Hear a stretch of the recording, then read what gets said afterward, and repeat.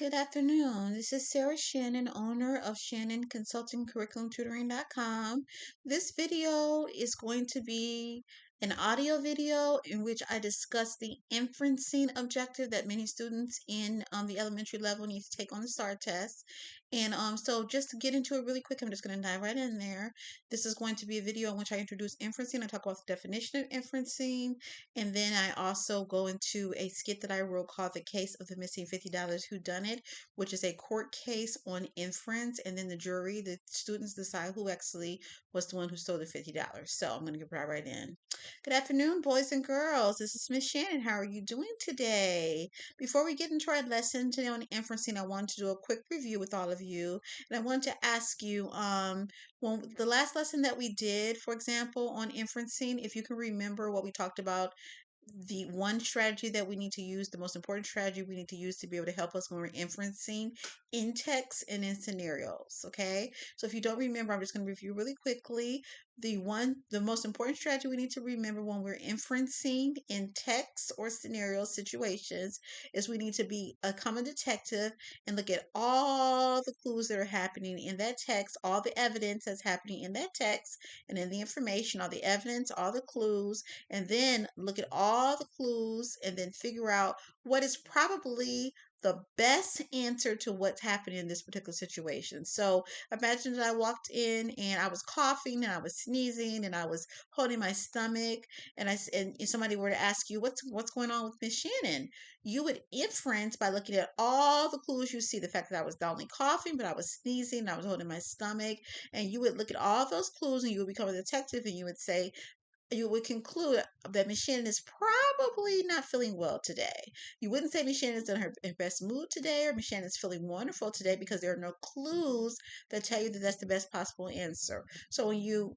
are inferencing, you're trying to figure out, you're looking at all the clues, you're trying to figure out exactly what is the best possible answer in that particular scenario. So just a review on that. So now I'm going to get into the lesson today. So we're talking about inferencing just to add to what we already discussed. And so inferencing, again, is an opportunity for you to look at a text that you're reading. And if you're asked questions on a text, in response to a text that you're reading, you need to be able to look at all four of the answers, eliminate what the one that you know is not the best answer, and then choose the best possible answer in response to that particular question. So if you were to get four responses into a question that's asked of you about how is Miss Shannon feeling today in this text you just read, you would look at all four of the answers and you would say, well, I know she isn't feeling happy, so you would immediately cross that one out. You look at another answer and say she's feeling confused. You don't see any evidence that shows that she's feeling confused, so you cross that one out.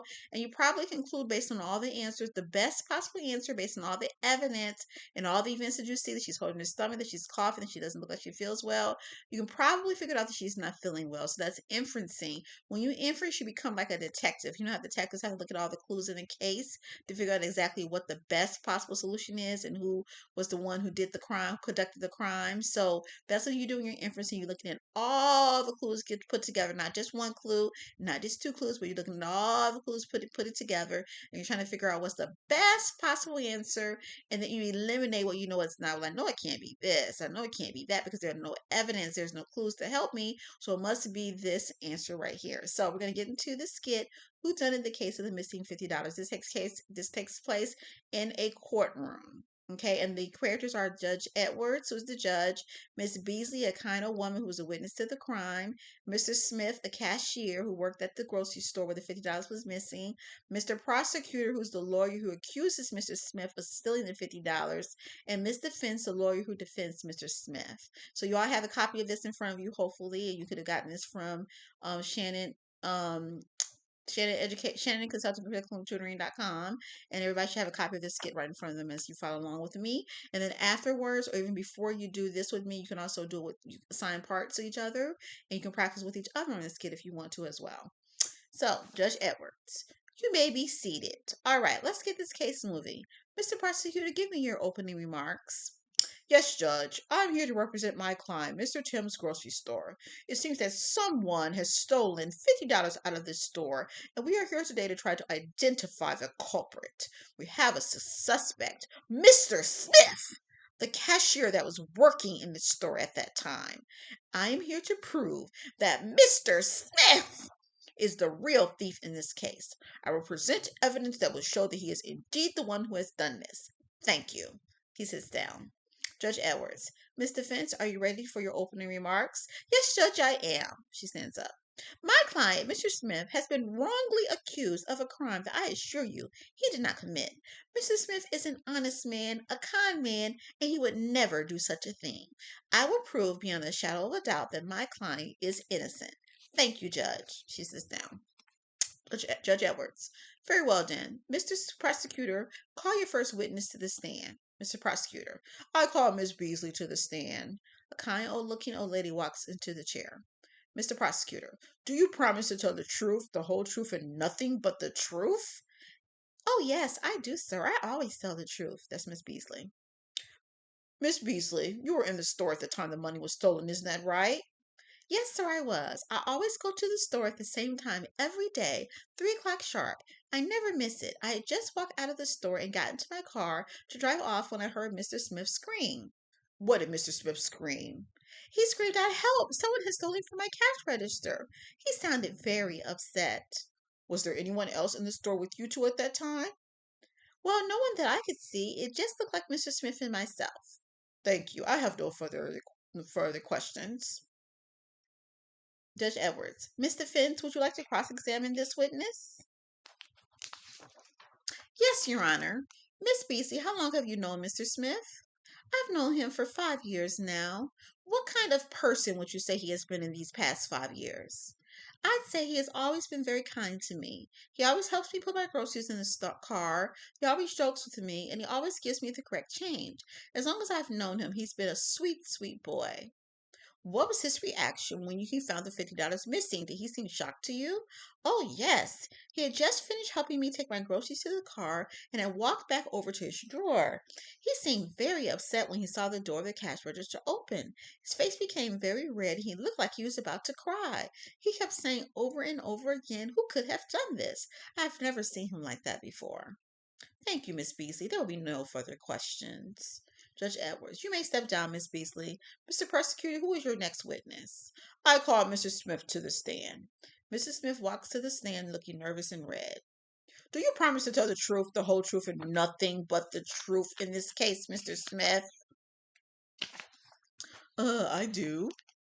Mr. Smith, how long have you been working at Mr. Tim's grocery store? I've been here 5 years now. And isn't it true, Mr. Smith, that at Mr. Tim's grocery store has been robbed 4 times in the last 5 years? Yes, sir, it has, but it has never been robbed on my shift. This is the first time that a robbery occurred while I was working. Just admit it, Mr. Smith. You stole the $50, didn't you? Didn't you? No, sir, I didn't. I would never steal from the store. Never. I've never stolen anything in my life, and everyone who knows me says I'm an honest person. I would never do that. Never. Sure, sure. You are so innocent, right? Well, then, who could have taken the money if not you? Miss Beasley? No, I didn't say that. I know Miss Beasley would never do that. She is a kind old woman who wouldn't hurt a fly. Then who? If you didn't do it and she didn't do it, then who did it? I think we all know that you are the guilty one. No further questions, Judge. Mr. Fentz, do you have any questions for your client? Yes, I do. Mr. Smith, what kind of child were you growing up? Well, I was a straight A student in school, and I was voted kindest person in my high school class. In the 5 years you've been working at Mr. Tim's grocery store, have you won any awards? Yes, I have. I've been voted most loyal employee, most helpful, most caring cashier. Thank you, Mrs. Smith. That will be all. Mr. Prosecutor, do you have any more witnesses? No, I rest my case, Judge. Mr. Fentz, would you like to call a witness to the stand? Yes, I would. I would like to call Mr. Prosecutor to the stand. What? She can't call me to the stand, can she, Judge? Yes, she can. Mr. Prosecutor, take the stand. Mr. Fentz. Mr. Prosecutor, do you swear to tell the truth, the whole truth, and nothing but the truth in this case? Yes, of course. Mr. Prosecutor, what did you do before you worked as a lawyer? I used to work at the cashier at Al's grocery store. Why? And while you were working there, how many times did the store get robbed? I don't know. What does that have to do with anything? Isn't it true, Mr. Prosecutor, that the store was robbed 12 times while you worked there all on your shift? Well, yes, but I didn't steal it. I would never steal a thing like that. Oh, really? Mr. Prosecutor, what were you voted most likely to be in high school? I was voted most likely to become a bank robber, but it was all a joke. No one took it seriously. Oh, I see. What about your high school locker partner? Why did he stop speaking to you? He just accused me of stealing some money from him, but he never proved it. Right, right. One last question. Where were you the night the $50 was stolen from Mr. Tim's grocery store? I was home. Oh, really? Well, what would you say if I told you that I have a witness who says they saw you entering the back of Mr. Tim's grocery store when Mr. Smith was putting the groceries in Mrs. Beasley's car? What? That's not true. You can't prove that. Oh, yes, I can. A person in the apartment across the street saw you running from the back door at approximately 3:05 p.m. that day. Do you deny being in the store that day? Well, maybe I might have stopped by. I don't remember, but I didn't steal the money. I have lots of money. I don't need to steal from a grocery store. Right, Mr. Prosecutor? Sure. No further questions, Judge. You may step down, Mr. Prosecutor, and give your closing remarks. Your Honor, it is obvious that Mr. Smith is the one who stole the money. He said himself that the store has been robbed several times since he worked there. Mr. Finch tried unsuccessfully to accuse me of taking the money, but she has no proof. I say that Mr. Smith is guilty, guilty, guilty. I rest my case. He sits down. Judge Edwards, Mr. Finch, do you have any closing remarks? Yes, I do. She stands up. It's obvious that someone stole the money that day. It's also obvious that Mr. Smith is an honest man who would never do such a thing. I submit that the real thief is the one who is pointing his finger at an innocent man. I rest my case. So that's the end of the inferencing skit on who done it, the case of the missing $50. So now the jury, the audience, you decide based on all the evidence. Remember, the most important strategy you need to use when you're inferencing and trying to figure out the answer to the question. In this case, the question is, who do you believe stole the $50? You would you look at all the clues together that happened. The fact that Mr. Smith was voted kindest person, the fact that he's never done anything like that before, the fact that it didn't really happen on his shift and he seemed really nervous and was very, very upset when it happened. All those clues. So you look at the questions, and first of all, you eliminate what you know the answer is not. Probably not Miss Beasley. She doesn't seem like she's the type that would do it, or she have the opportunity to be able to rob from the grocery store. Probably not Mr. Smith, based on all the evidence that was presented. He probably wouldn't do it. So you can infer, we're talking about inferencing, that based on all the evidence, Mr. Prosecutor was probably the one that did it, because what happened is, like, high school locker partner, the fact that he was voted he was going to be a bank robber when he grew up, and the fact that he admitted that he was in the store that day. He was near the store that day. So you can look at all the evidence when you're inferencing, and then you look at the answers that you know, eliminate the ones you know that it's not, and then you can infer that the best possible answer that all the clues are surrounding tells you what the best possible answer is. If you do that in your inferencing, then you will have no trouble getting a great grade. Have a great day.